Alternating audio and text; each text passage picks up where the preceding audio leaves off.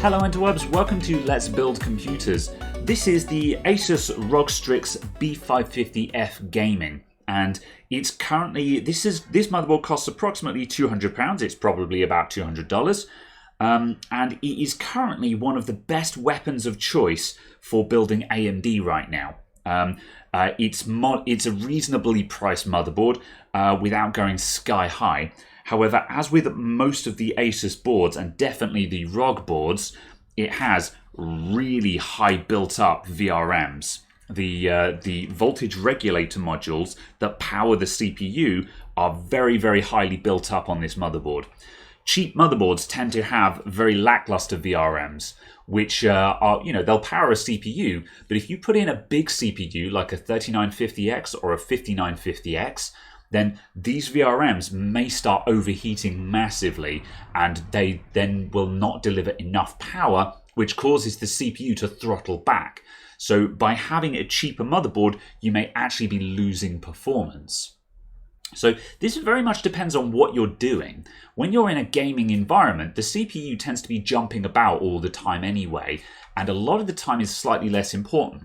However, certainly if you're doing any kind of workstation or productivity load, or anything that involves slamming the CPU onto maximum load for long periods of time, then you can very quickly find that these guys are going to heat up a lot. So this motherboard has got VRMs in spades and will not have any such issues at all, which is why I've bought it for a build that I'm planning to do as soon as I've wrapped up this video. However, I've also got a couple of other motherboards on hand which have got much lesser VRMs in them, and I want to do a comparison between this board and one of those other motherboards with the lesser VRMs to see if we can demonstrate this effect. And what I'm hoping to see is that this motherboard handles the 3950X that I've got to hand with no problems at all, and the other motherboard, we're likely to see that those VRMs get really uncomfortably hot, and it's a good demonstration of why. Another CPU that I also have to hand at the moment is a brand new Ryzen 5600X. Now that, being a mid-range CPU, should have much less problems. The power requirements for it are less, and I'm hoping that when we put that on the lesser motherboard, it doesn't have any problems. And that will be a really good demonstration on picking the right motherboard for the right CPU.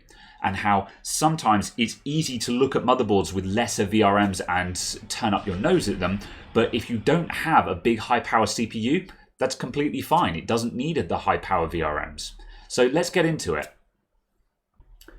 Before we get into the practical experiments, what is a VRM? Why do we need it and how does it work? So a VRM stands for voltage regulator module. And traditionally, it would have been a small add-on board or a module soldered onto a circuit board that powers an IC or something like that. These days, it's all integrated, so it's not really a module anymore, but you can still spot them as discrete power supplies for a lot of circuits in a computer or a laptop. Although we already have a big ATX power supply in the computer to provide several voltage rails, the key components need a secondary power supply. They're too power hungry to run off of the existing 3.3 or 5 volt rails, but they're physically too small to run off of the 12 volt rail. You put 12 volts into a CPU, you just disintegrate the transistors inside it.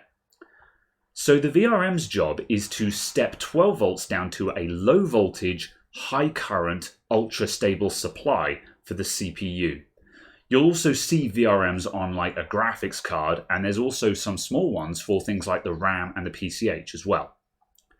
So we start with the 12 volt rail coming in through the EPS connector. That's the CPU power cable. If we put that into a MOSFET that switches on for a fraction every second, we get pulses of 12 volts. Then we put that into an inductor, also known as a coil or sometimes a choke. The inductor resists a change in current, so when the 12 volt pulse comes in, it smooths out that rise in power, and it stores the excess energy as an electromagnetic field. When the pulse ends, the inductor resists that change again and slowly releases its electromagnetic energy, so it smooths out the downslope as well. So the longer the 12 volt pulses are, the higher the average output voltage is going to be. So this is a good block diagram, but we're missing a few parts from this. In order for the inductor to be able to provide power on the off cycle and smooth out the off part of this, it needs a negative connection to source current through. So we put another MOSFET down to ground. This is called the low side MOSFET, which makes the first one the high side MOSFET. When the high side switches off, the low side switches on, and now the inductor has a ground input and a positive output. Then when the MOSFETs switch again, we get a 12 volt coming down from the 12 volt rail that energizes the inductor again. This circuit is called a buck regulator, and it's a fairly efficient switching power supply. However, the other thing that we need to keep in mind is that when the CPU switches from idle to load, it will take a huge gulp of power, and the VRM needs time to react to that. So we also need a load of bulk capacitance on the output. So these capacitors will store some power as well, and when the CPU takes a gulp of it, they can supply just a quick burst of energy while the VRM ramps up again and then keeps those capacitors topped up. Then there's also going to be a load of small capacitors that are usually seen very close to or behind the CPU that provide additional noise filtering. So finally, for our vCore setup, we'll stack several of these VRMs together, and then all the MOSFETs can be switched on and off by a controller chip known as the PWM chip. And it's called that because it sends a pulse width modulated signal to the MOSFETs.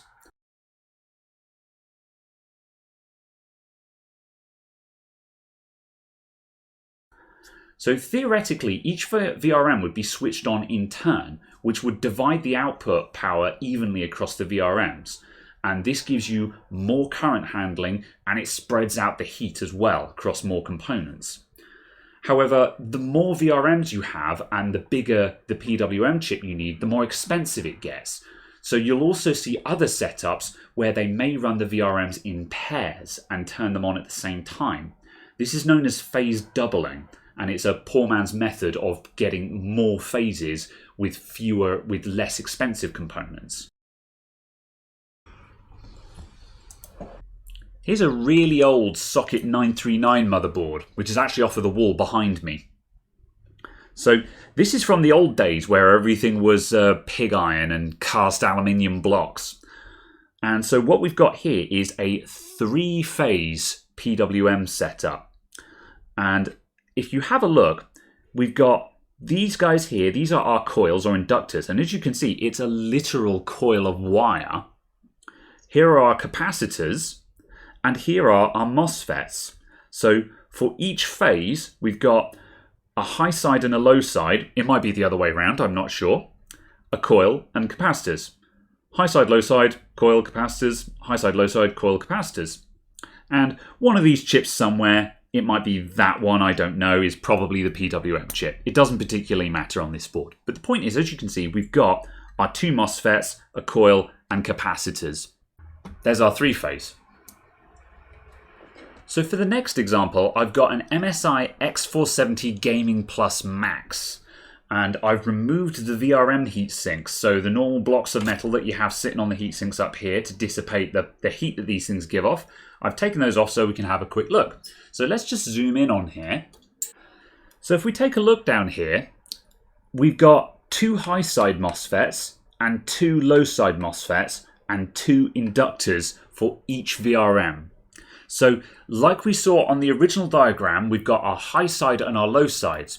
However, in order to beef up the amount of current capabilities that this VRM can handle, they've opted to put 2 high sides and 2 low sides. So again, you're spreading the heat and the load out across more components.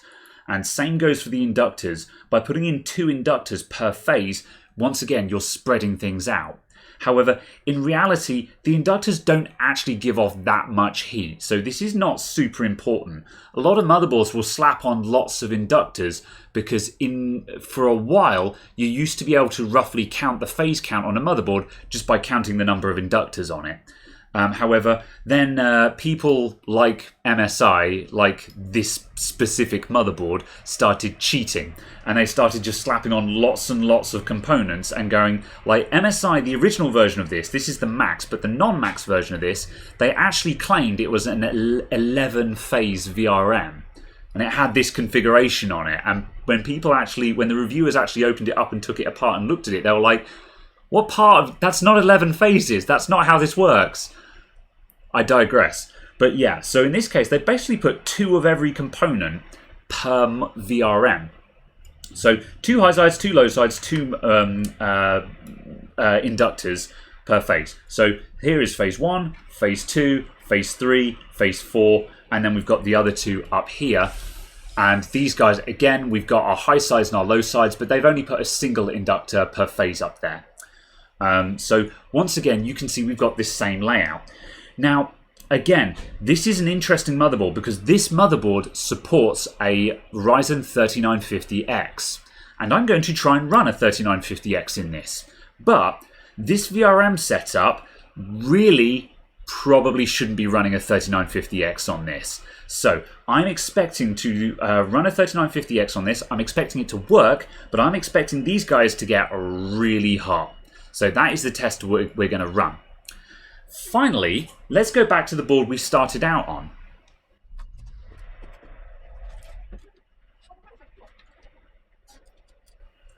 So I shall remove the screws for one of the VRM heatsinks so we can take a nosy, because this board has something quite different, but also the same.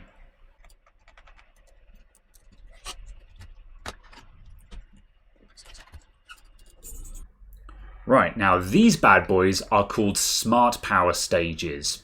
And what these are is it's a single chip that has the high side MOSFET, the low side MOSFET, a driver to switch those MOSFETs on and off, a current sense circuit to detect how much power is going through the MOSFETs, and a temperature monitoring system to monitor the temperature of the chip, all in one chip. So these then go back to up here in the corner, there's our PWM chip tucked away down there. So each one of these then goes into the inductor, and then we've got our capacitors back here. So these guys here are incredibly efficient because you've got such a precise amount of control and monitoring over the whole circuit that you can control everything to a very, very fine level of precision. These also have a huge amount of current capabilities. Now, I haven't looked up the model of these exact ones, but it's very, very common for the power stages like these to independently be able to manage 60 or even in some cases up to 90 amps of current on one chip. And you can get motherboards that will have like a 16 phase power system of 90 amp power stages. So let's run the numbers on that. That means you've effectively got 90 times 16. So like that is 14 or 1500 amps worth of current capability. So on the top end motherboards, you have an enormous amount of capability. Now, no CPU will ever draw that amount of power, ever. It's not going to happen. However, the significance is that if one of these can manage 60 amps of current on its own, and your CPU wants to draw, say, 200 amps, so because each one of them is only just chugging along at a mild jogging pace, you're not producing any heat at all. And there are some of these systems that you could probably run with just no heatsink at all because they are running so far within their capabilities that there's virtually no heat output whatsoever. So this particular motherboard has 14 of these power stages on it. And when you compare that to the paltry little 4+2 setup on this X470 here, you can see why this motherboard costs about £100 and this motherboard costs £200. That's why this board is twice the price, because the actual component setup on them is completely different. And these little puppies here, they ain't cheap, I can tell you that much. Now we've looked at a basic and an advanced setup, let's look at something in the middle. So this board here, this is a Gigabyte X570 Gaming X. It's a very, very basic X570 board. And this has a 10+2 VRM setup on it. And it's quite an interesting setup because it's got lots of phases, but they're still very basic phases. And what we've got here is on the top, we've got a high side and a low side MOSFET for each phase. And if we turn the board over and look at the back of it, we have an additional low side MOSFET for each phase. And we've also got some extra electronics here. And this alludes to how this configuration is being done. So firstly, it's a pretty average each VRM is fairly average because it has 2 low side MOSFETs, but only 1 high side MOSFET. So the MSI board actually had more MOSFETs per phase because it had 2 high sides and 2 low sides. This one is only running a single high side, which is less important because the low side is the one that does most of the grunt work. However, this one has more of them, so they all add up. But it's not a true 10+2 setup because what's happening here is these smaller chips, these are phase doublers and driver chips. So the little guys here, these are driver chips. So the PWM chip talks to this chip and then this chip switches the MOSFETs on and off. And this guy here is a phase doubler. So what actually happens, the PWM chip on the other side of the board talks to the phase doubler. So a PWM signal comes into here, then this phase doubler will then bounce out a signal to either one of these and then the other, alternating, so one then the other, or it'll just repeat the signal to both of them at the same time. So although we have 10 main power phases, there's actually 5 times 2 of them. And what will actually happen is these will be either turning on at the same time, each pair will turn on at the same time, or one turns on and then the other on each alternating cycle. So that means that the PWM chip cannot control each phase independently. So we've got lots of components for high current handling and high heat handling. However, we can't sequence them all one after the other, which means we have less control in terms of ripple and response times. So this is a mid-range setup. It's certainly a lot more capable than the MSI. However, despite being a 10+2 setup, this is still well outside the remit of what the ROG motherboard can do.